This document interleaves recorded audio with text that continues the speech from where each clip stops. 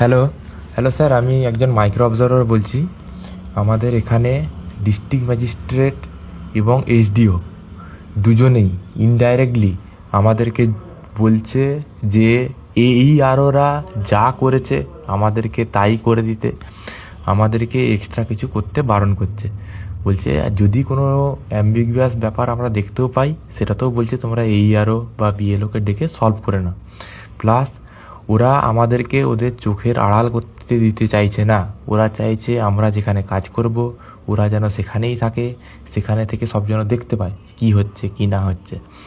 এবং election commission থেকে বলেছিল যে কাজটা হবে DM অফিসে, কিন্তু এরা কাজটা আমাদেরকে করাচ্ছে ব্লক অফিসে, যেখানে পার্টির নেতা ফেতা সবাই আসতে পারবে।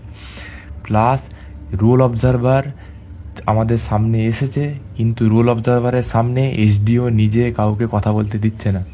প্লাস সবাইকে চুপ চুপ বলে থামাচ্ছে। প্লাস রুল অবজারভার বাংলা বুঝে না, কিন্তু DM সবাইকে বাংলায় বোঝাচ্ছে। এটা একটু আপনারা দেখুন। সবাইকে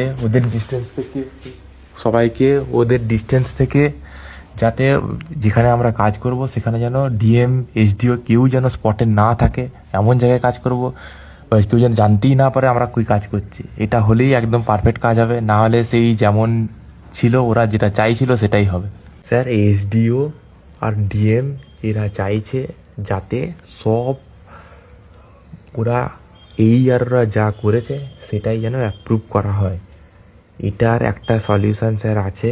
আমি যে ডিস্ট্রিক্টে পোস্টিং আছি আমাকে যেন অন্য ডিস্ট্রিক্টের কোনো পার্ট দেওয়া হয়, এবং হোম ডিস্ট্রিক্ট এবং আমার যেখানে পোস্টিং আছে সেই ডিস্ট্রিক্ট বাদ দিয়ে অন্য ডিস্ট্রিক্টের যেন কোনো পার্ট দেওয়া হয়। ধরুন আমি আছি মুর্শিদাবাদে, আমাকে মুর্শিদাবাদের পার্ট না দিয়ে আমাকে দক্ষিণ দিনাজপুরের পার্ট অ্যালট করা হোক। সেই পার্টে আমি সব চেক করতে পারবো।